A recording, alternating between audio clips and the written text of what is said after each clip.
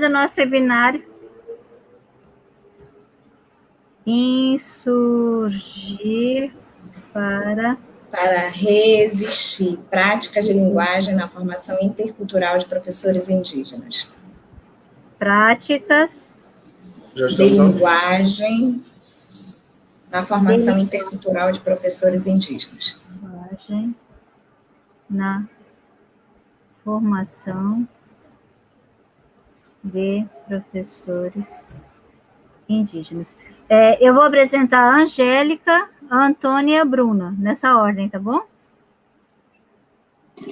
Professora Rita, nós já estamos ao vivo. Oi? A Joelma pediu para informar que nós já estamos ao vivo.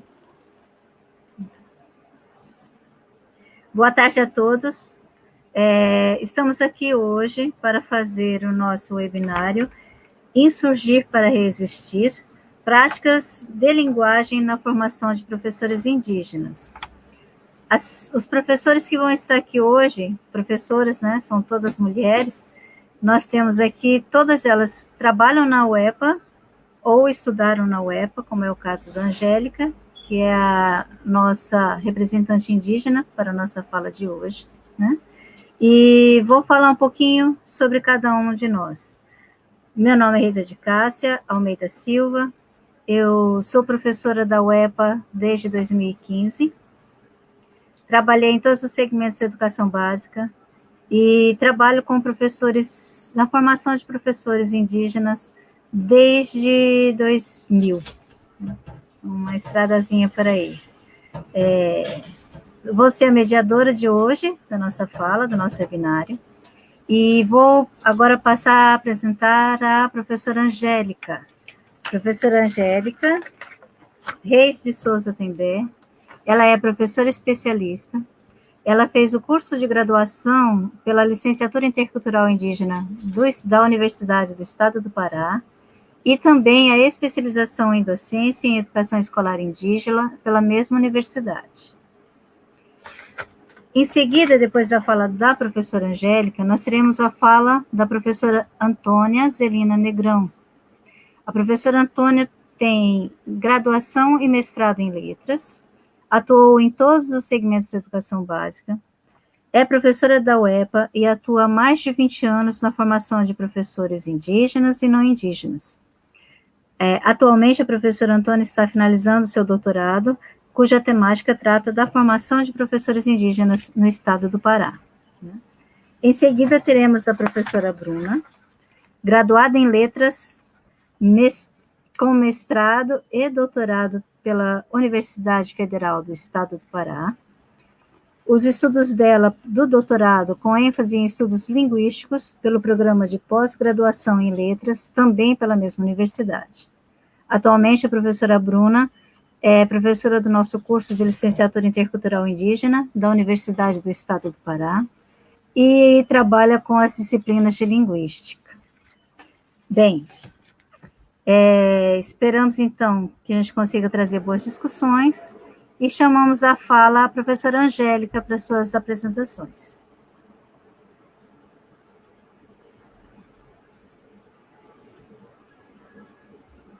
Angélica. Gente, só uma explicação.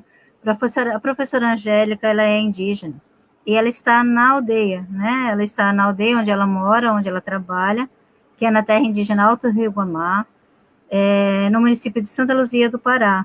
Então, ela está com algumas dificuldades em relação à conexão com a internet. Então, nós já havíamos combinado, caso ela tivesse dificuldade no momento do início da apresentação, nós vamos fazer a apresentação do material e do áudio que ela já deixou preparado, para que a gente não fique sem o depoimento da professora Angélica, ok? Então, já podemos colocar, Angélica, já vamos colocar os seus slides. Você quer fazer uma fala?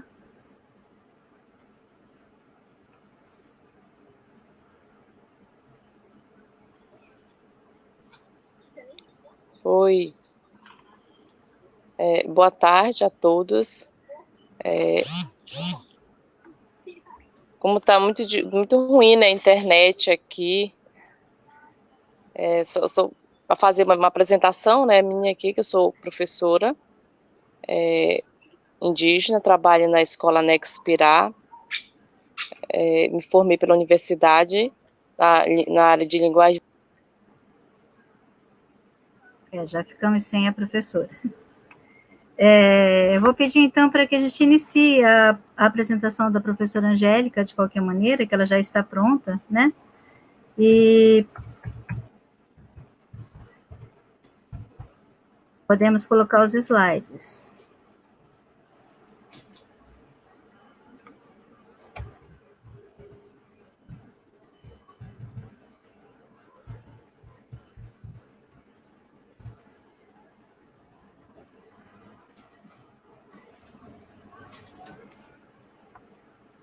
Algum problema com os slides da professora Angélica?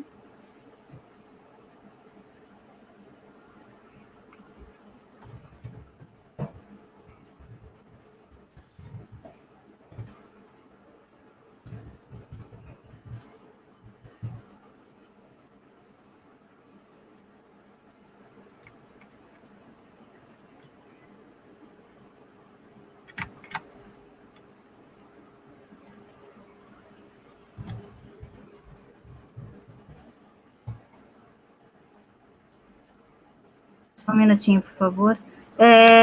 Nós não gostaríamos de fazer uma alteração na ordem das apresentações, mas se for o caso, a gente pode começar pela professora Antônia e depois pela Bruna, né? Quem sabe assim a Angélica consegue entrar. É só aguardar.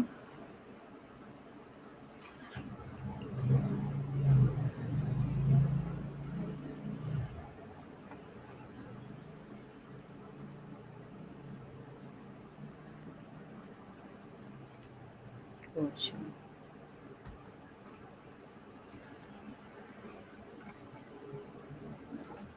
Então, boa tarde a todos e a todas. Eu sou Angélica Reis de Souza TB, professora indígena na aldeia Pirá, né, há 15 anos. Vou falar um pouco sobre o meu processo de formação enquanto professora indígena. E aqui, a aldeia Pirá, onde eu trabalho, essa é a escola onde eu trabalho, ela fica localizada na terra indígena do Rio Guamá, no município de Santa Luzia do Pará.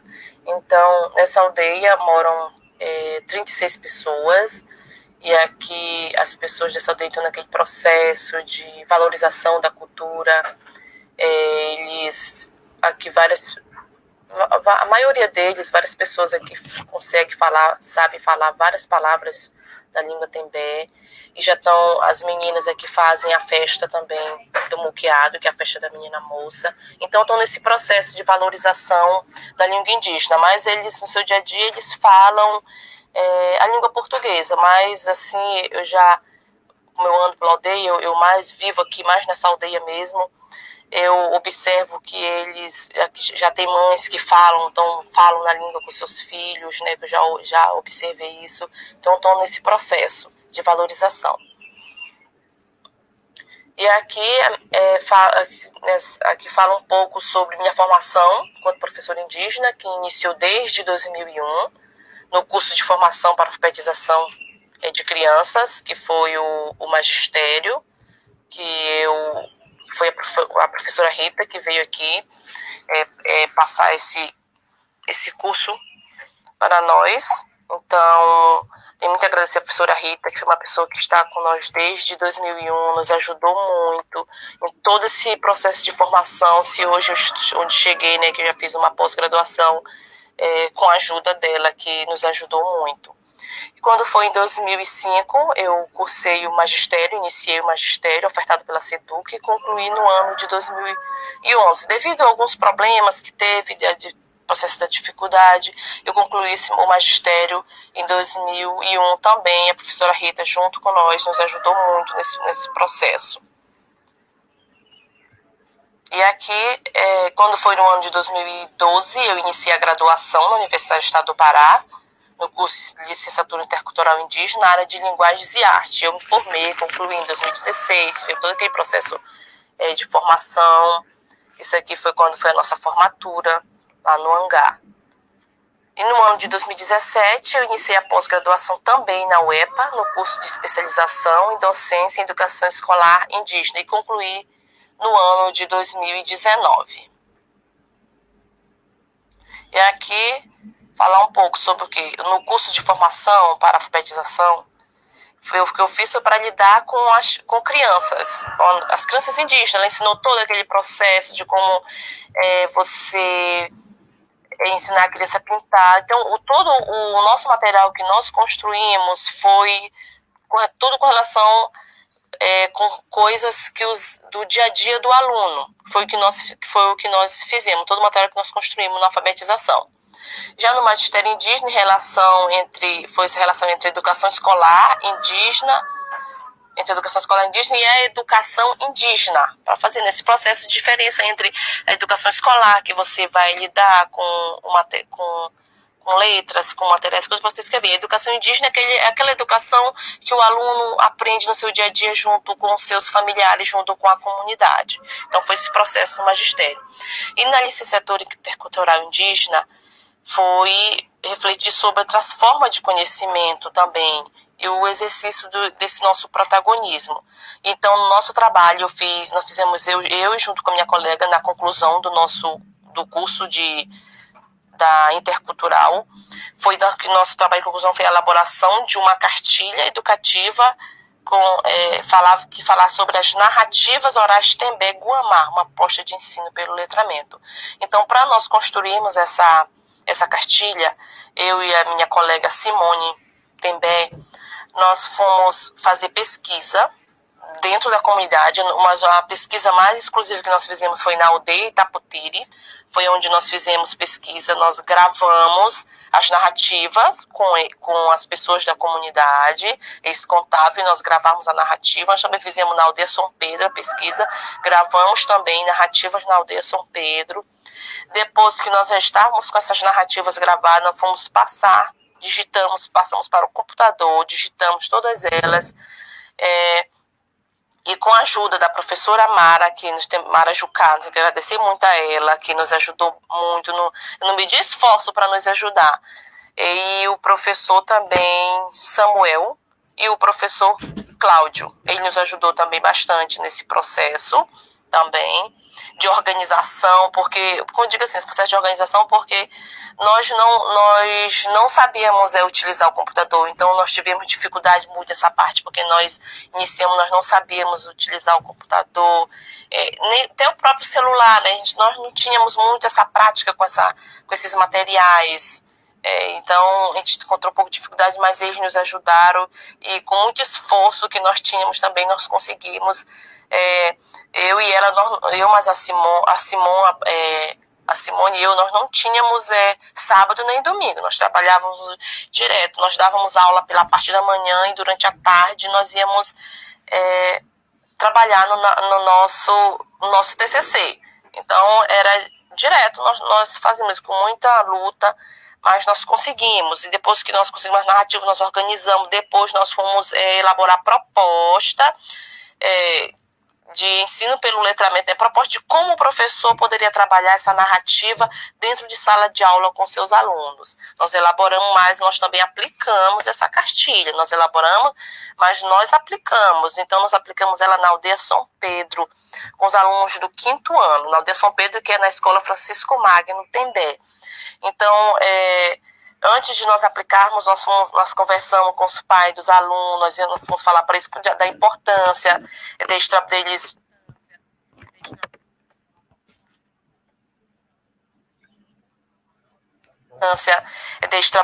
trabalharem as narrativas dentro de sala de aula, porque nós observamos que eles quase não estavam... A gente percebia que quase não estavam falando com eles, contando história, e nós falamos da importância, e os pais concordaram, nós fomos para a prática com os alunos. Aí esses alunos, nós trabalhamos com eles, e as narrativas, trabalhamos também a parte de desenhos, nós percebemos que os alunos gostaram muito das narrativas, depois eles contavam, depois que a gente passava para eles contavam as narrativas para nós depois, os alunos, de perceber o empenho e o interesse dos alunos também pela narrativa. E também, aí nós percebemos também, devido à necessidade de deixar um material didático específico dentro das escolas, porque nós temos pouco material que fala sobre o povo Tembé, né? A gente percebia isso, mas tem um material mais exclusivo que nós mesmos, Tembé mesmo, elaborasse muito pouco. Aí nós vimos, e esse material, depois da nossa formação, depois da nossa formatura, já foram utilizados, outros professores já pegaram comigo as narrativas, eu já utilizei essas narrativas nas minhas aulas, então está sendo um material muito bom e sendo utilizado tanto por mim como por outros professores, né, que já pegaram comigo esse material também, e é de suma importância também, né, ter essas narrativas escritas, mas aí futuramente a pessoa pode pegar, né, para ele trabalhar na sala de aula com seus alunos, inclusive eu utilizo ainda elas com os meus alunos. E aqui, quando foi no ano de 2017, eu iniciei a pós-graduação, né, que foi sobre docência e educação escolar.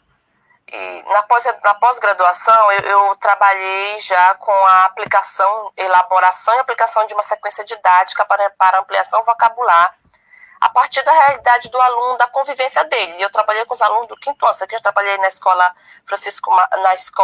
ou seja, na escola Anexo Pirá, né, que ela é anexo da Francisco Magno Tembé, mas porque essa escola ela fica na aldeia Pirá, no município de Santa Luzia do Pará. Então, nessa parte aqui, eu elaborei essa sequência didática, eu apliquei ela durante 7 dias. Então, durante todo esse processo da aplicação, eu utilizei bastante o dicionário com os alunos.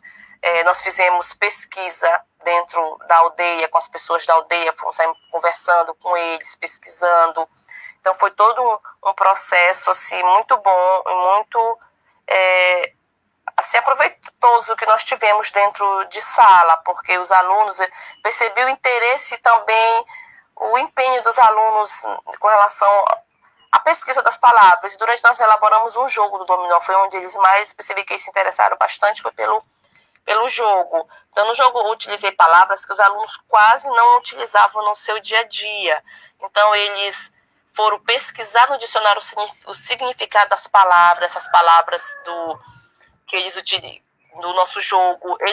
Os próprios alunos, eu saía, acompanhei eles, também foram perguntar para as pessoas da aldeia o significado daquelas palavras. Aí eles, depois, os alunos, depois eles pesquisaram, né, as palavras do jogo de dominó, eles passaram a pesquisar outras palavras no dicionário e eles perceberam que uma palavra ela tem mais de um significado. Então, aquilo ajudou muito esses alunos, por mais que eles não utilizem a palavra no seu dia a dia, mas ela está ali. O dia que eles ouvirem aquela palavra, eles vão saber que eu já estudei, eu já ouvi o significado dessa palavra, eu sei o que significa essa palavra. Então, ajudou muito eles. Então, esses alunos são alunos que estavam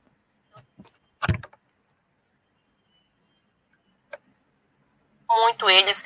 Então, esses alunos são alunos que estavam no 4º, 5º ano, são alunos hoje que já estão comigo, tem alunos que já estão no 6º, outros estão no 7º. Então, são alunos que estão nesse processo, estudando nesse processo de formação, e são alunos que eu trabalhei também bastante a leitura com eles. E esses alunos que estudaram, que trabalharam comigo nessa sequência de idade, são alunos que eles não têm. Eles estavam com dificuldade na leitura, eu percebi, mas eles são alunos que eles, no momento que eu estou na minha aula, que agora eu já não trabalho mais com crianças do 1º ao 5º ano, já estou trabalhando do 6º ao 9º ano, ou do 6º ao 3º ano do ensino médio. E eu percebo que esses alunos que eu trabalhei com eles, ampliação vocabular, trabalhei bastante leitura também com eles, e eles não têm, assim, a dificuldade, não ficam tímidos na hora da leitura. Na hora que eu faço a proposta de leituras, eles não têm, assim, não têm vergonha, eles não têm vergonha de fazer leitura. E já os outros alunos, na proposta, quando a gente falei, já são, assim, um pouco tímidos, mas esses alunos que trabalharam comigo na sequência didática são alunos que eles não têm vergonha de fazer a leitura. E por mais que seja só 45 minutos, mas 5 minutos da minha aula, toda a minha aula, que eu trabalho com esses alunos, eu faço a leitura com eles. Esses 5 minutos eu tiro só para a parte da leitura. Então, ainda continuo trabalhando com eles e eu percebi que são alunos que eles não têm dificuldade nessa parte da leitura. E aqui são alguns resultados. Isso aqui são na parte quando nós trabalhamos a narrativa, as narrativas orais, a nossa cartilha, que nós trabalhamos na Aldeia São Pedro, são os alunos realizando atividade de leitura e escrita das narrativas, aqui são a leitura, e aqui são a escrita da narrativa que os alunos estão trabalhando. Tá? E aqui, no próximo slide, no 10º, esses são o resultado da aplicação da minha sequência didática. Os alunos pesquisando no dicionário o significado das palavras. Né? Aqui eles pesquisando no dicionário o significado das palavras, que era do jogo do dominó. Estavam pesquisando no dicionário o que significava cada uma. E aqui também um outro resultado, que é a produção de texto. Isso aqui foi um texto que uma aluna fez durante a nossa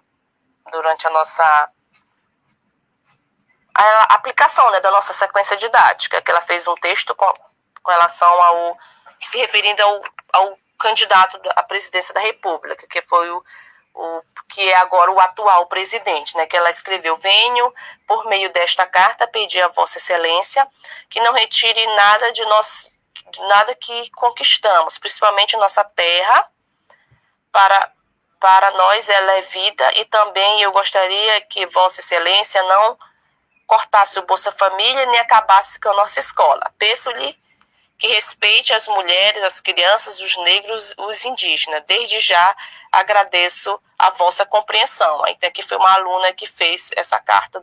Isso ainda foi antes do presidente ter sido eleito. Esse outro aqui é também um outro resultado. Os alunos também da nossa sequência didática, que é os alunos jogando o jogo do dominó, que foi o que eles fizeram a pesquisa antes. Estão fazendo o jogo aqui estão jogando aqui o jogo do dominó. E, por fim, algumas considerações finais, né? Todas as formações que realizei foram importantes, pois somaram com os saberes indígenas e, por mim, vivenciado.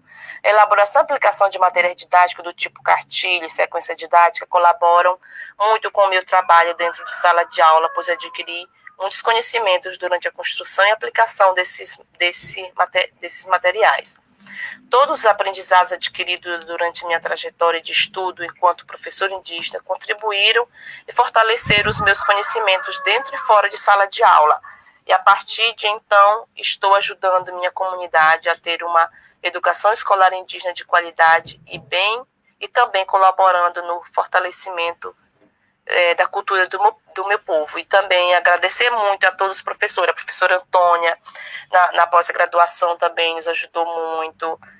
A professora Amara, a professora Rita, o professor Cláudio, todos os professores com quem eu estudei ajudaram muito. Muito obrigada a todos. Então, ok, muito obrigada. Conseguimos ter uma forma bem inusitada, mas a Angélica participou, né, Angélica? Vamos passar a palavra agora, então, para a professora Antônia.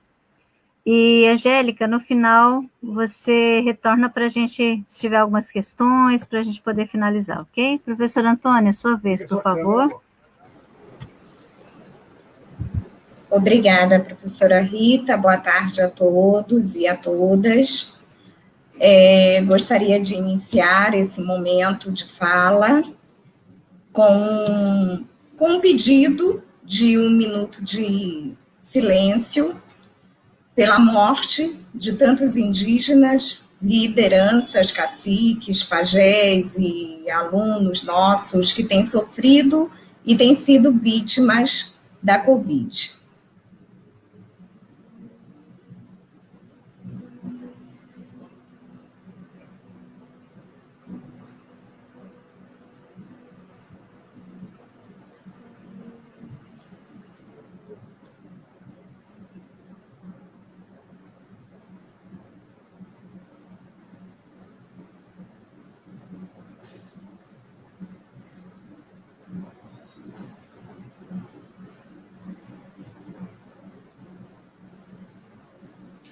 Então, vamos lá. Trago aí, no início da minha apresentação, a imagem de alguns desses líderes, dessas lideranças, e quero destacar, em especial, nosso aluno, Edinaldo Cristi Munduruku, uma liderança para o povo Munduruku, e que, infelizmente, acabou sendo vítima desse vírus, e que, com certeza, gerou uma grande perda, não apenas para o povo Munduruku, mas para toda a comunidade indígena. E aí eu aproveito também para iniciar a minha fala a partir um pouco da apresentação da professora Angélica, já que a nossa proposta era justamente discutir essa temática de práticas de linguagem na formação intercultural de professores indígenas, a partir de todo esse processo de insurreição, de todo esse processo de protagonismo que esses nossos alunos indígenas vêm exercendo ao longo de toda essa trajetória de formação. E interessante notar que, na trajetória de formação da professora Angélica, no momento em que ela apresentava as produções realizadas pelos alunos, infelizmente, a produção textual da aluna só veio, na verdade, configurar aquilo que o povo indígena já temia ao longo daquele processo eleitoral que se colocava para a gente em 2018. Todos os medos, todas as ansiedades acabaram se confirmando e hoje a gente tem percebido toda essa trajetória de perseguição até mesmo que esse povo tem sofrido. Gostaria que projetasse meus slides, mas se não der para projetar, a gente vai continuar aqui. A nossa proposta é justamente discutir um pouco sobre esse trabalho com a linguagem hoje, nesse contexto de ensino-aprendizagem dos povos indígenas. Quando se fala em trabalho com a linguagem, num contexto em que, na maioria das vezes, você tem uma realidade plurilingüe, ou uma realidade de povos que estão nesse entremeio a línguas, não se pode deixar de considerar que é primordial que a gente atente para essa realidade plurilingüe e multimodal na qual esses povos estão inseridos. Por isso, a necessidade emergencial da gente relacionar a educação de línguas com essas reivindicações que a sociedade contemporânea tem nos apresentado. Perceber que hoje esses povos estão inseridos nessa colisão de linguagens e de culturas que tem sido proporcionada pela tecnologia. E aí a gente precisa também compreender que essas diferenças étnico-culturais são fenômenos que são construídos e reproduzidos como parte de uma subjetividade e locus de enunciação definidos a partir de experiências de colonização e subalternização social, política e cultural, tanto do passado como do presente. Walsh vem retratar para a gente, de uma forma bem iminente, esse processo todo de colonização que precisa estar inserido nesse processo também do ensino, aprendizagem de línguas, precisa ser levado em consideração. A partir disso, é necessário que a gente considere a sala de aula como um espaço inerentemente plurilingüe e transcultural, dentro dessa realidade de ensino-aprendizagem de povos indígenas. Línguas, culturas, identidades, hoje, mais do que nunca, acabam por evidenciar esse caráter desterritorializado. Implica dizer, então, como Penku, que como usamos a linguagem do modo como usamos. Como esses nossos alunos usam a linguagem no seu dia a dia, do modo como eles usam. Atentar para esses modos. Como esses indivíduos sabem fazer o que eles fazem nesses contextos tão específicos em que eles operam. E, sobretudo, a necessidade de entendimento do ensino de línguas nesses diferentes contextos históricos e geográficos, a partir de concepções políticas e históricas de linguagem. Então, não dá para dissociar o aspecto político e histórico que envolve todo o ensinar e aprender línguas.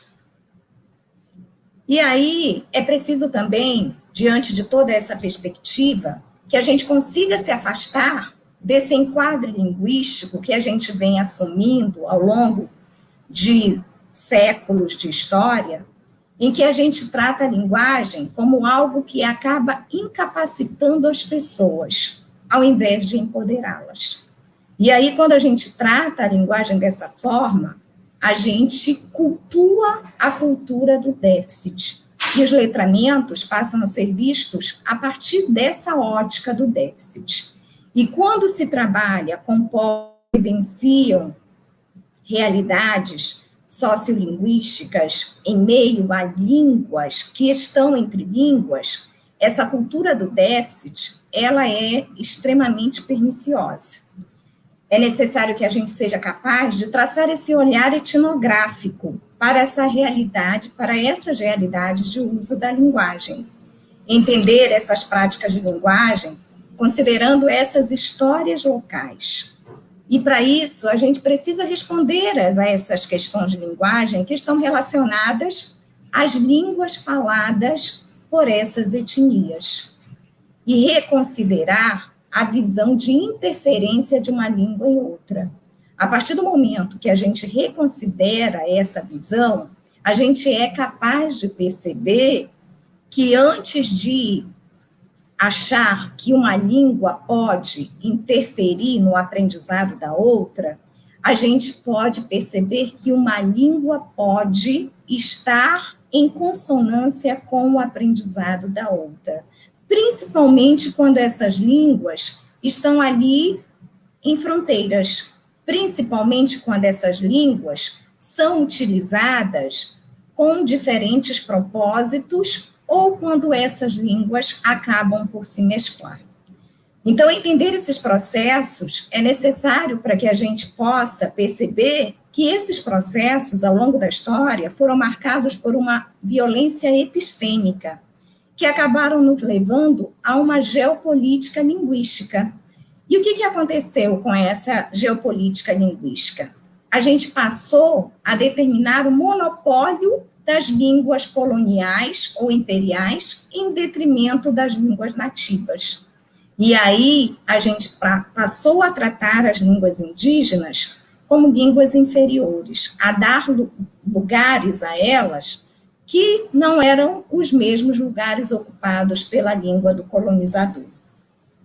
A partir desse momento, quando a gente consegue compreender que toda essa trajetória histórica e social acabou por marcar esses processos de realidades linguísticas vivenciados pelos povos indígenas, a gente também consegue compreender que as novas epistemes que ficaram durante muito tempo invisibilizadas precisam vir à tona, que a gente precisa dar espaço aos saberes indígenas, que a gente precisa dar espaço à forma como esses povos dizem, sentem, refletem, pensam o seu dia a dia. E aí, entender os processos educacionais a partir de conceitos que têm sido trazidos por vários pensadores que discutem a questão da decolonialidade, conceitos como pensamento outro, decolonialidade, pensamento crítico de fronteira, para que a gente possa perceber essa linguagem dentro dessas novas abordagens que precisam ser dadas a elas. Conceber interculturalidade como processo e como projeto político, que precisa ser visto numa perspectiva de transformação estrutural e sociohistórica, um projeto de existência e de vida. Se é um projeto social e político, é um projeto que caminha em busca dessa nova concepção, que caminha em busca de perceber a linguagem da forma como ela realmente se materializa, se realiza no dia a dia desses povos, no dia a dia da comunidade, perceber os letramentos que estão ali entre as línguas e que se processam no dia a dia dessas comunidades. A educação de línguas precisa ser pensada frente a esses novos paradigmas epistemológicos da contemporaneidade. E, para isso, a gente precisa atentar para essa mistura de línguas que estão em fronteiras fluídas. Atentar para a utilização de todo esse repertório linguístico desses indivíduos multilingües e considerar esses contextos onde o translinguajamento tem acontecido aí na utilização dessas várias línguas empreendidas por esses povos. E aí, no slide seguinte, a gente tem um dizer bem claro de Krenak sobre como eles desejam que a questão linguística seja tratada dentro da realidade na qual eles estão inseridos. Ele diz o seguinte: para mim e para meu povo, ler e escrever é uma técnica, da mesma maneira que alguém pode aprender a dirigir um carro ou a operar uma máquina. Escrever e ler, para mim, não é uma virtude maior do que andar, nadar, subir em árvores, correr, caçar, fazer um balaio, um arco, uma flecha ou uma canoa. Acredito que quando uma cultura elege essas atividades como coisas que têm valor em si mesmas, está excluindo da cidadania milhares de pessoas para as quais a atividade de escrever e ler não tem nada a ver. Como elas não escrevem e não leem, também nunca serão parte das pessoas que decidem, que resolvem. E quando aceitei aprender a ler e escrever, encarei a alfabetização como quem compra um peixe que tem espinha. Tirei as espinhas e escolhi o que eu queria. Acho que a maioria das crianças que vão hoje para a escola e que são alfabetizadas é obrigada a engolir o peixe com espinhas e tudo. É uma formação que não atende à expectativa delas como seres humanos e que violenta a sua memória. Se violenta a memória, é porque não está de acordo com a trajetória sociocultural desses povos.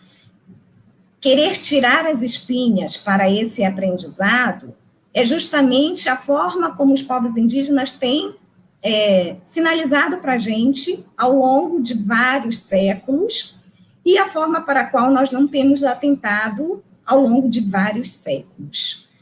Temos promovido uma educação bilíngue em que a ótica se centra no monolinguismo. Ele precisa ser proficiente em uma língua e precisa ser proficiente na outra língua.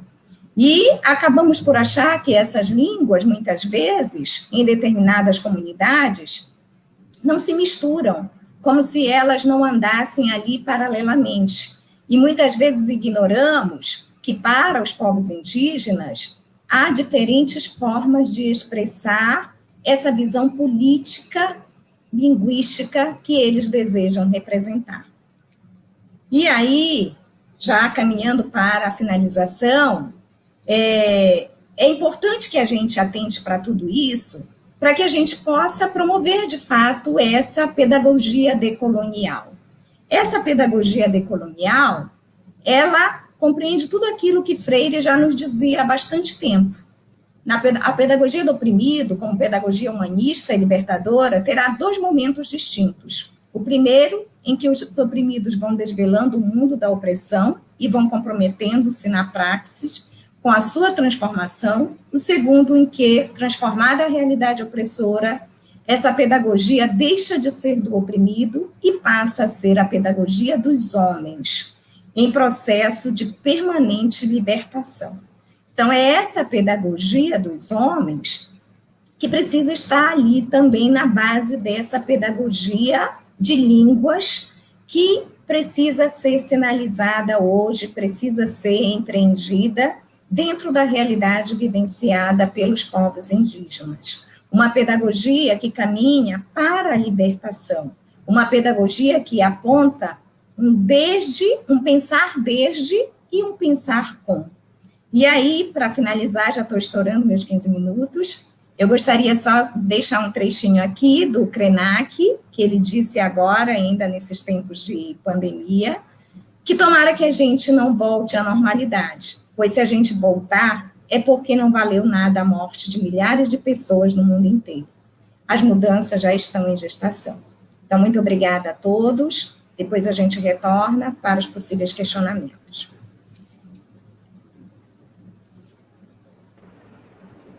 Muito obrigada, professora Antônia, por suas palavras. E pelo seu pedido, né, de 1 minuto de silêncio para a gente poder lembrar um pouco dos nossos amigos que já partiram com essa questão toda da Covid. É uma situação um pouco triste, mas vamos em frente, até mesmo por eles, né? Nós estamos aqui, nossas pesquisas têm que demonstrar isso, e as pesquisas deles mais ainda, né? Para a gente realmente fazer essas fronteiras se estreitarem mais. Vamos pedir, então, agora, obrigada, professora Antônia, vamos pedir, então, a professora Bruna, para que faça a sua fala, e teremos agora Gabriel interpretando.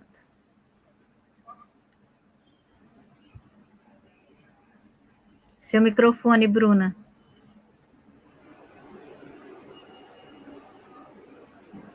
Pronto.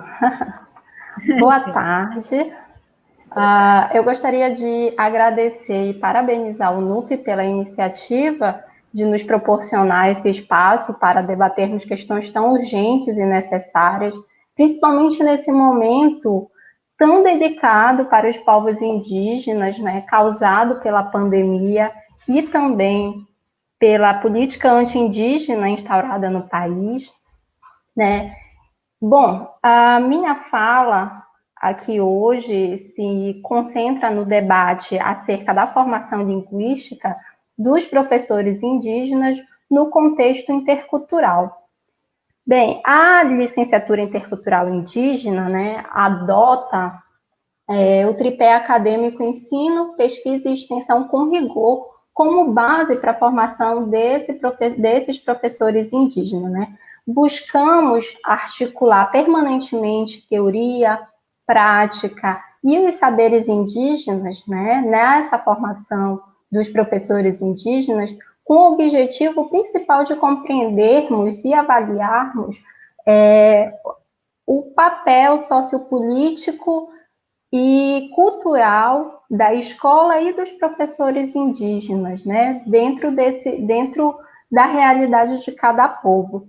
Buscamos, né, procuramos capacitar e instrumentalizar os discentes indígenas, né, que já são professores, na maioria das vezes, dessa escola indígena, né, incentivando a pesquisa e a documentação de suas línguas e culturas, né? E aí temos observado, né, que essas ações têm promovido, né, a valorização, a autoestima e retomada desse professor indígena e da aldeia, né, da comunidade como um todo, essa retomada da identidade étnica, né? Para isso, o curso de licenciatura intercultural indígena, né, oferece disciplinas, cursos e oficinas com o objetivo de desenvolver o conhecimento teórico, né, acerca de documentação e análise linguística e produção de material didático para essa escola indígena. Buscamos também dar treinamento, né, para a utilização de equipamentos e programas computacionais usados na documentação, usados na coleta, documentação e análise de informações linguísticas, né? Para dar suporte, né, subsídio para que esse professor indígena possa implementar nas suas aldeias ações de documentação, de ensino e retomada das suas línguas e culturas, né? Então, essa formação linguística do professor indígena perpassa por desenvolvimento de habilidades linguísticas, capacitação para a utilização de equipamentos e programas usados na linguística e reflexões acerca da metodologias, né, no que diz respeito à produção de materiais didáticos e ensino dessa língua indígena. Pode passar, por favor, o slide? No que corresponde ao desenvolvimento das habilidades linguísticas, né, buscamos discutir com os alunos o conhecimento tipológico e sistêmico dessa língua, né, com o objetivo principal de produção de material didático e ensino dessa língua. incentivamos e damos suporte para esses professores indígenas a realizarem diagnósticos sociolinguísticos, né, das suas comunidades. Nesses diagnósticos fazemos levantamento, né, de características da comunidade, onde se determina os projetos de documentação retomada e de materiais que podem ser produzidos, né, para o ensino da língua. Verificamos a vitalidade dessa língua, quem são os indivíduos, né, o número absoluto de falantes dessa língua, quem são, né, quantos são, qual é a idade desses indivíduos. Ainda nesse processo de diagnóstico da língua, fazemos também um levantamento sobre os domínios, né, de uso dessa língua e já observamos quais são os possíveis, né, espaços para ampliação desse domínio da língua. No caso das línguas que estão com perda, né, de falantes, verificamos também o levantamento da quantidade e da qualidade de material existente para o ensino dessa língua, né? E fazemos discussões ainda nesse processo de desenvolvimento de habilidades linguísticas, fazemos discussões acerca de estratégias metodológicas de ensino dessa língua, né? Como é que essa língua indígena vai ser ensinada na escola? Como língua materna, como língua estrangeira? E aqui eu trago um exemplo de uma das nossas turmas, né, que os alunos levantaram a seguinte reflexão, que a discussão foi muito mais além de que metodologia eu vou empregar para esse ensino da língua, né? De acordo com os nossos alunos, né, esse ensino ele deve considerar a cosmologia, a afetividade, né, a ecologia que estão inserindo um dado povo, os fazeres comunitários, né, para que se possa elaborar materiais didáticos para o ensino dessa língua, né? E ainda dentro desse pilar da formação dessa formação linguística do professor indígena, né, eu chamo a atenção também para as discussões que a gente faz em relação a metodologias, né, empregadas para a pesquisa, para o trabalho de campo, né, que um dos grandes questionamentos dos nossos alunos é como começar um projeto de pesquisa, né, o que eu devo coletar, como coletar, o que observar, e depois que eu coleto, né,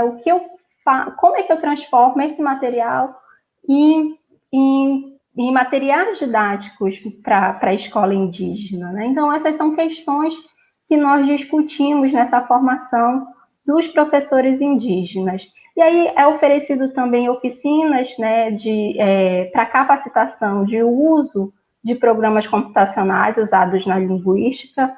E aí, para ilustrar isso, a turma Surini do Trocará, por exemplo, construiu um banco de dados da língua e da cultura da língua Surini, como dizem eles, né? Esse banco de dados hoje possui 1.200 entradas lexicais com informações linguísticas e culturais.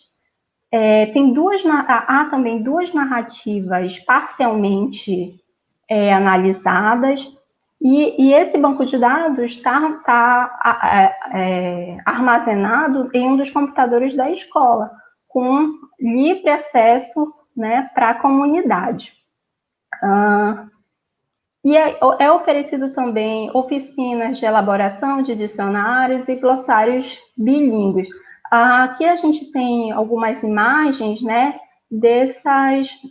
para ilustrar esses processos, né? A primeira imagem é com os alunos coletando informações com os anciões da aldeia. As imagens seguintes são sobre eles, né, se instrumentalizando e organizando esse material no banco de dados que eles organizaram, né?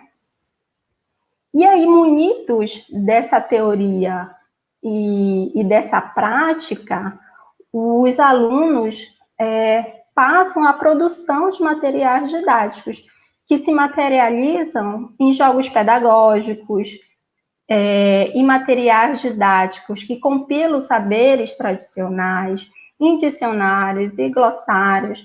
Pode mudar, por favor, o slide? Aqui a gente tem algumas imagens, né, de alguns dos materiais que os nossos professores indígenas produziram, né, para suas escolas. E aí, ressaltando o que a Angélica havia dito no início, né, desse nosso momento, é que esses materiais didáticos, eles são produzidos pelos alunos, né, em conjunto com a comunidade. Esses materiais são aplicados na escola. Se esses professores identificam algum ajuste que precisa ser feito, eles fazem isso e retornam, né, e voltam a aplicar esse material didático, até que se tenha um produto final. E no próximo slide a gente tem mais alguns exemplos desses materiais produzidos pelos alunos. Por exemplo, aqui a gente tem um glossário dos saberes tradicionais do sistema de saúde do povo Tembé, que foi um trabalho realizado pelos alunos da turma Tembé Gurupi, né, onde eles fizeram pesquisas, né, com os sábios da aldeia para compilar informações acerca desse saber, né, compilar e deixar documentado esse saber. Aqui a gente tem mais alguns exemplos, né, de materiais produzidos pelos professores indígenas. O material em verde, né, com o título Saberes Tradicionais do Povo Assurini do Trocará, foi o material que a turma Assurini do Trocará produziu para compilar, para documentar saberes que estão já em desuso na comunidade, né, como para ficar registrado como é que se faz um determinado instrumento de pesca ou de caça. E aí, nesse material, fica registrado, né, não só o passo a passo, né, de como é feito um determinado objeto, por exemplo, mas também aonde coletar o material, né, aonde identificar na mata, na floresta, né, a matéria-prima para produzir um dado instrumento de pesca ou um pote de barro. O outro material em amarelo é o produto da pesquisa do Aremo Assurini, né? É o produto do TCC dele, é um material onde ele reuniu letras das músicas tradicionais do povo Assurini. E além das letras das músicas, há também atividades que envolvem, né, todo o saber que há em torno, né, dessa prática cultural, que são as músicas, a dança. E aí, finalizando, né, a minha fala, eu gostaria de frisar que essa informação linguística, essa informação superior do professor indígena, não promove apenas a produção de materiais didáticos, né, para o ensino da língua, ou um banco de dados, né, que documenta unidades lexicais, mas também essa formação do professor promove a retomada de práticas culturais, promove, e com isso, o envolvimento dos jovens nessas práticas, né? Por exemplo, como nós tínhamos na primeira imagem do último slide, né?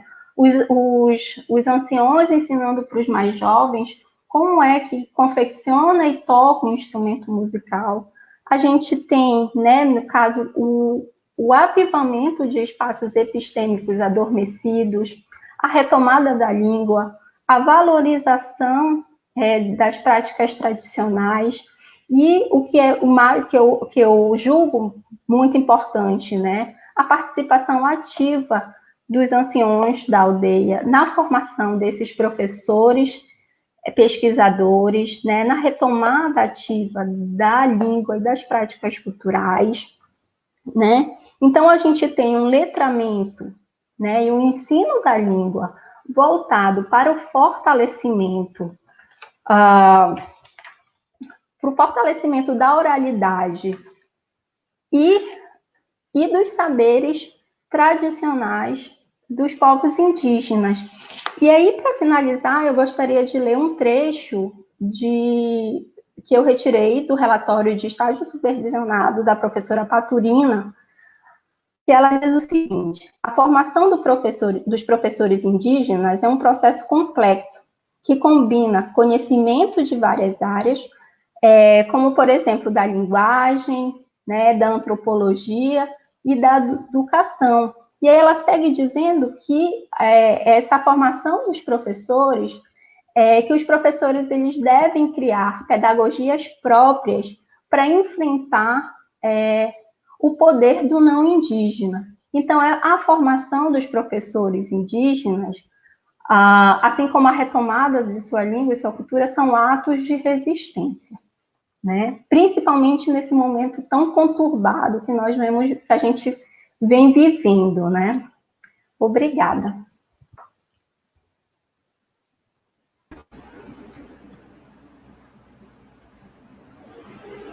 Obrigada, professora Bruna. Eu gostaria de chamar a professora Angélica. Eu não sei se ela vai conseguir se conectar com a gente, para que ela possa estar presente agora, né, nesses momentos finais, e possa fazer alguma fala, né? Vamos aguardar. Enquanto esperamos para ver se vamos ter novamente a participação da professora Angélica, eu gostaria de direcionar algumas questões para a professora Antônia e professora Bruna, né? Nós temos aqui o professor Cláudio fez uma pergunta. Podem as línguas indígenas nos ajudar a decolonizar o pensamento? Aqui, já estamos com ela em tela. Especialmente de nós, professores e professoras da e na Amazônia, e ainda ajudar a desenvolver o pensamento indígena da América Latina, para fins de estabelecer melhores relações escolares? Quais as potencialidades das línguas indígenas para todos nós, indígenas e não indígenas? Professora Antônia, vamos deixar essa primeira para ti. Oi, boa tarde. Eu acho que não só eu posso responder essa questão, como a professora Bruna também. Afinal de contas, eu penso que, a partir do momento que a gente imagina que uma língua tem mais potencialidade do que a outra, a gente já caminha para uma necessidade de repensar essas epistemes e repensar também toda essa trajetória que hoje a gente tem tentado desenvolver a partir desse pensamento decolonial na América Latina, né? E, sem dúvida nenhuma, que as línguas indígenas, principalmente a partir do momento em que a gente dá esse espaço para que essas línguas possam se projetar, para que essas línguas possam estar aí, assim, no mesmo pé de igualdade em que a gente, no momento de formação, se coloca dentro das aldeias, dos povos, das etnias para as quais a gente propicia essa formação, a partir desse momento que a gente se coloca com uma proposta de ensino-aprendizagem da língua portuguesa e também com uma proposta de que a língua dessas comunidades sejam respeitadas e estejam dentro do processo, e numa proposta de formação intercultural crítica, a gente já possibilita que esse pensamento decolonial possa fazer parte dessa formação. Porque se a gente entra nesse processo de formação achando que a gente vai tomar uma visão de língua, de ensino-aprendizagem de língua enquanto sistema, enquanto fato, numa perspectiva exclusivamente gramatical, a gente vai continuar deixando de lado esse pensamento de que é preciso dar espaço a essas sabedorias indígenas.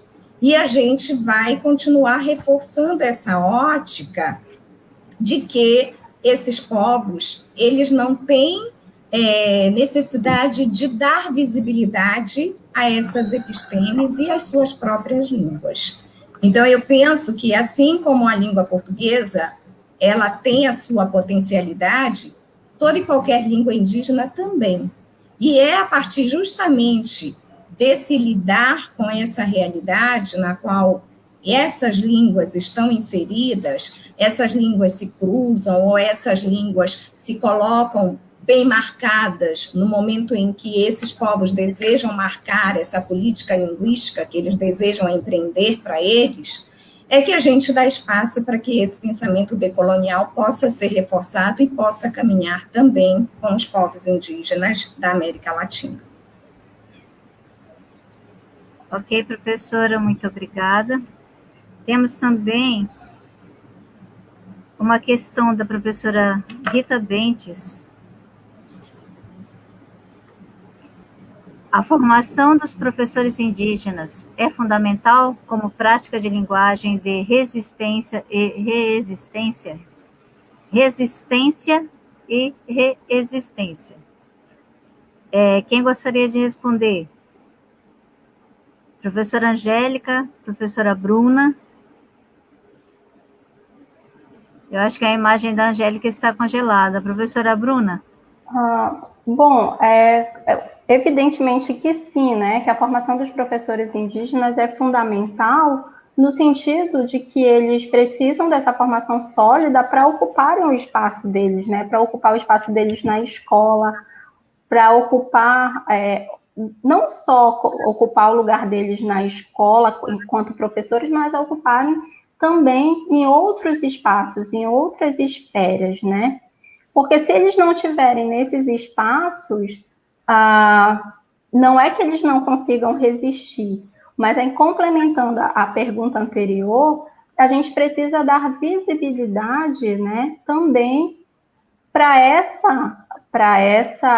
essas culturas, para essas línguas, né? Porque às vezes parece que fica só ali dentro das caixinhas, né? E para que a gente tenha uma tomada, né, de mudança em relação a desenvolver um pensamento, né, indígena, né, que não fique restrita a eles, é preciso, se eles quiserem, né, essa formação, sim, acredito que sim. Muito bem, agradecemos. Uma última tentativa, então, com a professora Angélica. Será que vamos conseguir?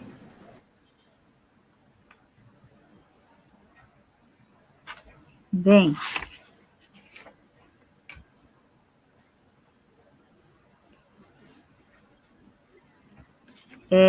Eu vou começar, então, já estamos com 1 hora, né, do nosso webinário, e eu já vou, então, começar as falas finais.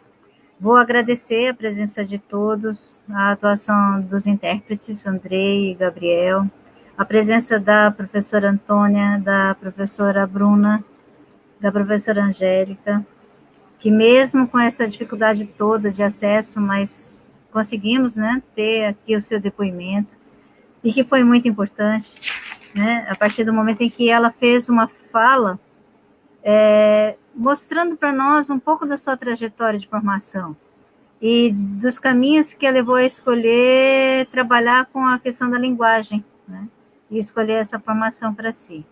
e o quanto ela vem buscando desenvolver trabalhos que valorizem a linguagem e que valorizem também a língua Teneterrara, que ela possa ser valorizada e que, com isso, a cultura Teneterrara possa se fortalecer. Então, a gente percebe esse mesmo gancho na fala da professora Antônia, quando ela demonstrou aqui todas as pesquisas que nós conseguimos e tudo que se registra da cultura indígena, a cada vez que se realiza um trabalho dentro de uma aldeia, que nós trabalhamos com a formação pelo NUF, o respeito que se tem em relação às pessoas que são os nossos informantes, né?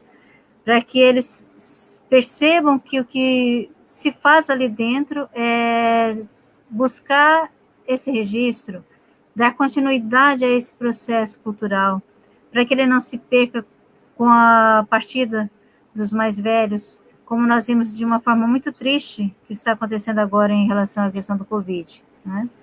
E, por fim, a professora Bruna mostrou um pouco mais dos detalhes técnicos do trabalho de pesquisa, deste cuidado, do que se vai pesquisar, para que realmente se tenha uma pesquisa de qualidade, né?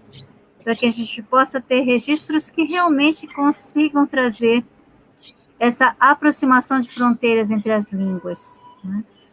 Que todas as pessoas possam perceber que todas as línguas trazem conhecimento, e que quanto maior a diversidade, né, dessas línguas, maior será o conhecimento que nós todos teremos compartilhado, né? Uma coisa nunca vai ocupar o espaço da outra. Não é possível levar a língua portuguesa para dentro da aldeia e excluir a língua indígena. Isso só vai trazer perdas, né? Enquanto que o contrário disso, a valorização da língua indígena, mesmo quando se trabalha em aldeias ou em espaços em que essa vivência com a língua indígena já está muito aquém, né, do que seria o necessário, né, e o adequado, nós percebemos que ela está ali, e que ela precisa desse fomento, ela precisa desse trabalho de formação, e que a formação de professores indígenas, cada um com o trabalho dentro do seu povo, consegue fortalecer cada vez mais. E eu vejo com os Tembé um exemplo disso. Como a Angélica falou, né, eu agradeço muito as suas palavras, Angélica. Acompanho vocês desde 2001 e eu vejo na prática, na minha história de vida também, não só com o teu povo, mas com alguns outros com quem tive o prazer de trabalhar, essa verdade. Quando você começa a fazer uma pesquisa, começa a valorizar a cultura, você fortalece o povo, você fortalece o conhecimento e você consegue trazer a interculturalidade de uma forma real, conseguindo o ganho de todas as culturas que estão entre fronteiras, né? Professora Bruna, suas palavras finais, por favor.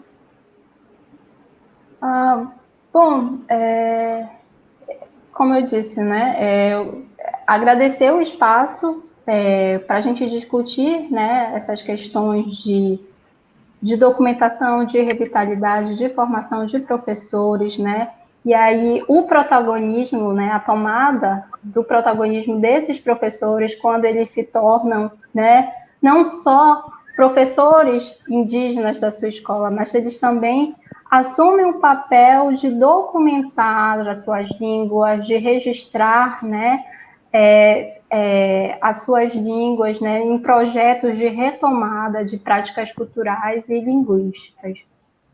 Muito bem.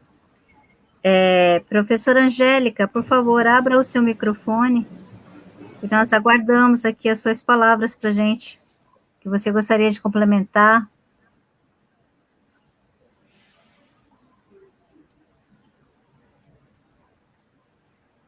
Eu acho que ela está com problemas de áudio. Professora Angélica?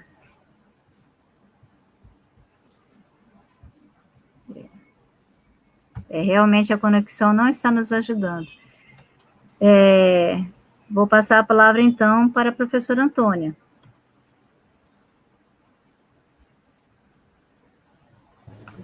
Oi. Eu gostaria de agradecer, né, a esse momento em que a gente tem a oportunidade, mesmo em meio a todo esse contexto caótico no qual nós estamos inseridos atualmente, mas a gente tem a oportunidade de tecer diálogos e de construir histórias, sobretudo histórias de resistência e de resistência junto com os povos indígenas. Agradecer ao NUF por nos permitir esse momento, agradecer aos nossos alunos indígenas que têm tentado, a duras penas, participar desses momentos. A gente vê o esforço, o sacrifício que eles têm feito para estar conosco. Agradecer à professora Bruna, que é sempre bom estar na companhia dela, a professora Rita, igualmente, aos 2 intérpretes, a professora Angélica, que contribuiu conosco nessa tarde. A gente sabe de toda a trajetória de formação e de luta, e a gente espera que esses momentos possam propiciar outros momentos ainda maiores de resistência cada vez mais entre os povos indígenas. Muito obrigada por esta participação. Nós é que agradecemos. Eu queria fazer mais uma tentativa com a professora Angélica, né, que ela está ali, desejosa de fazer algumas falas para encerrar, mas a internet não está colaborando.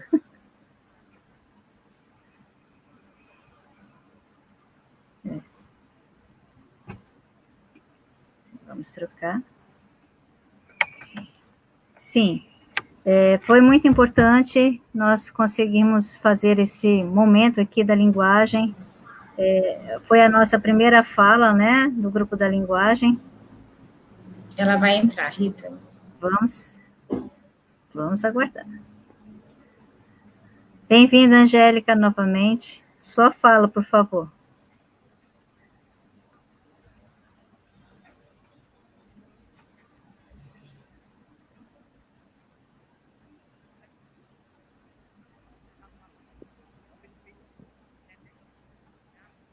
Não estou ouvindo.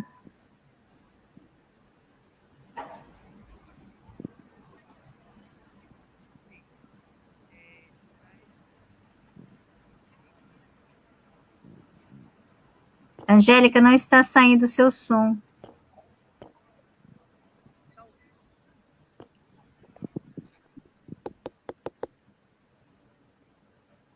Realmente...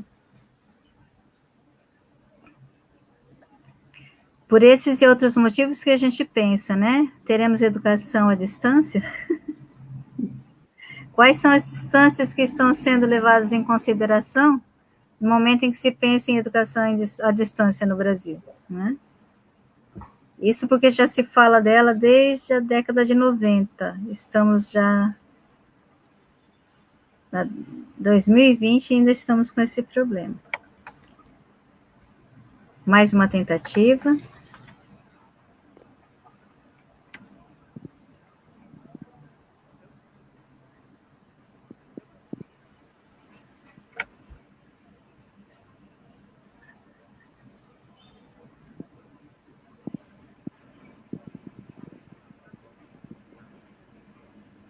Angélica, tente fechar sua câmera e deixe só o microfone. Vamos ver se assim a gente consegue a sua participação.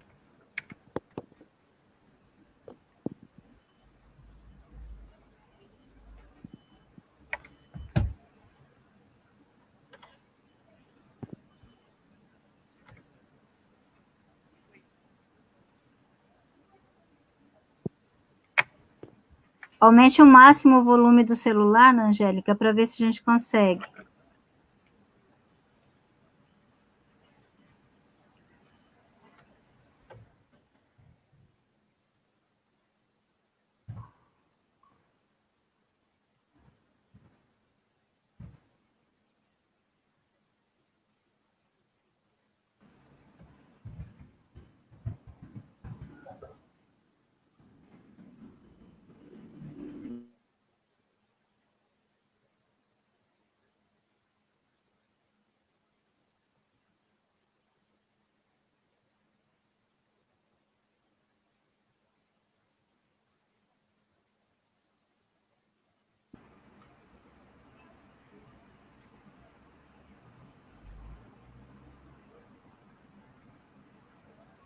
Gente, realmente eu acho que nós não vamos conseguir a participação da professora Angélica. É uma pena, né? Vocês viram pela fala inicial dela? Seria muito interessante se ela conseguisse participar. Angélica, nós continuamos sem ouvir você. Oi. Agora sim. É, pode falar. mas aparece o microfone aqui ligado. Está correto. Ouviu? Pode falar. Está ouvindo? Sim. Pode falar que estamos ouvindo. Ah, tá. Sim, só para agradecer também, né? Que eu tentei participar, mas tá difícil um pouco a internet. E eu consegui acompanhar a apresentação das duas professoras, da Antônia e da Bruna, pelo Facebook. Foi conseguir melhor pelo Face. E só tenho que dizer, agradecer. Por mais que tenha a dificuldade, né, de conseguir a internet ruim na aldeia, mas eu consegui acompanhar, tá? E só tenho a agradecer a vocês, a todos vocês, tá? É isso. Não sei se tem alguma pergunta para eu responder, porque eu não consegui ver nenhuma das perguntas, tá? Eu vou fazer uma pergunta para você, Angélica. Estão ouvindo? Sim, você está nos ouvindo? Já caiu novamente. Acho que não vou conseguir fazer pergunta para a Angélica. Mas tudo bem. Eu acho que é interessante ressaltar, Rita, a importância dessa trajetória de formação, sobretudo a partir do que a Angélica falou para a gente inicialmente, né? Ela começou esse momento da formação lá pela alfabetização, por um curso de alfabetização, e depois ela foi para a graduação em licenciatura intercultural e depois para a pós. E hoje ela coloca para a gente que ela praticamente já passou também por todos os segmentos da educação básica. Hoje ela está como professora não apenas do ensino fundamental, como também do ensino médio.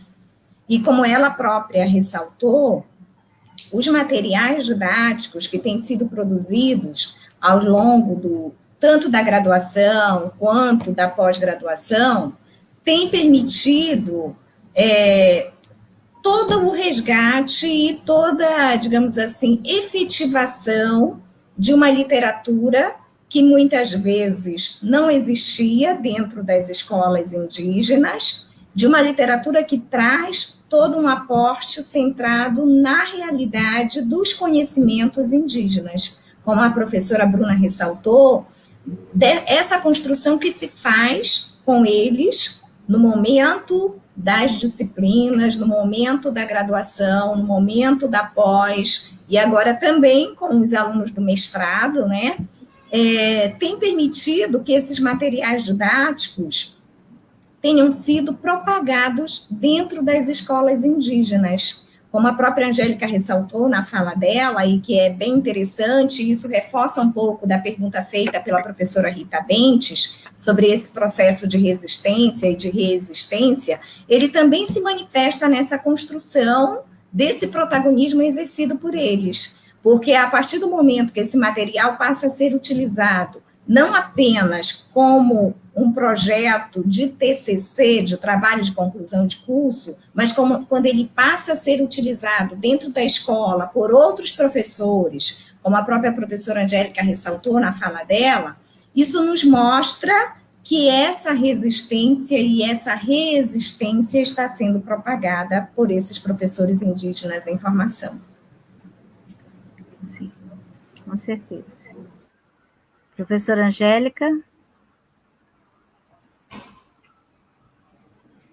Professora Bruna? Mais algum comentário? Bom, eu acho que agora, né, é o momento, né, da gente unir as forças, né, superar, né, essas perdas que a gente teve, né. Por exemplo, os Assurini do Trocará, que foram severamente atingidos pelo Covid-19, né? Então, segurar na mão para resistir, né, frente a essa pandemia e frente a essa política anti-indígena, né, que a gente tem hoje no país, né? Acho que é um momento de união, né, de academia, de povos indígenas, né, nessa união para esse enfrentamento dessas ameaças, né, dessas políticas anti-indígenas que a gente tem nos deparado. As políticas anti-vida que nós temos nos deparado. Sim. Então, eu vou fazer o nosso encerramento. Infelizmente, a professora Angélica está com bastante dificuldade mesmo, né?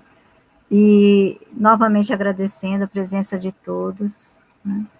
Agradecendo aos intérpretes que estiveram aqui para trazer uma outra língua para poder disseminar o que nós estávamos aqui discutindo.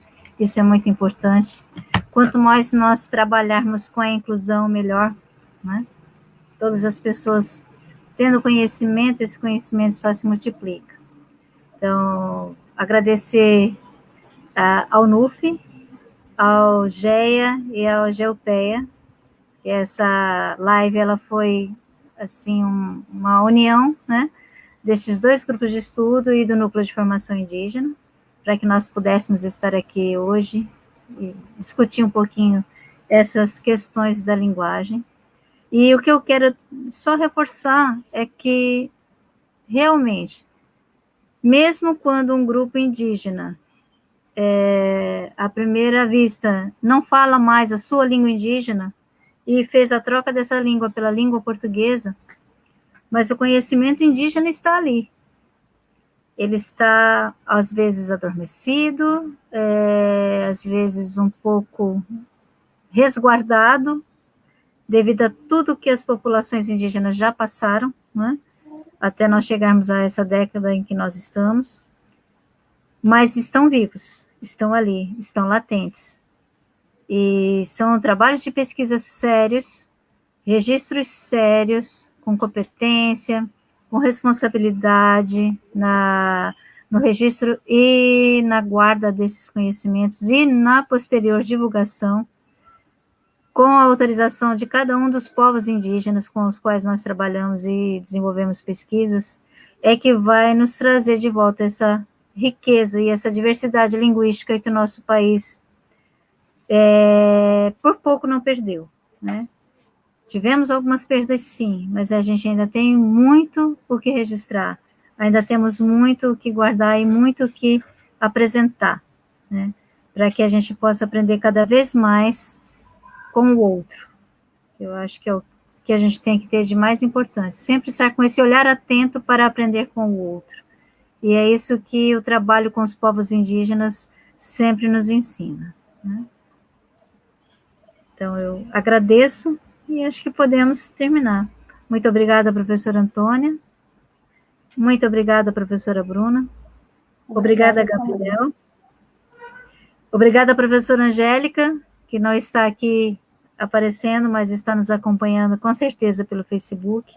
Nós agradecemos a sua fala, ela foi muito importante, trouxe para nós a visão indígena de todo um processo de formação escolarizada e de como isso pode ser desenvolvido, sempre trazendo a educação indígena para dentro da sala, para ampliar essas fronteiras, né? Isso foi muito importante, né? E podemos nos despedir. Boa tarde, obrigada a todos. Cada um dê sua palavra final. Obrigada, boa tarde a todos. Obrigado, boa tarde. Continuemos resistindo. Sempre.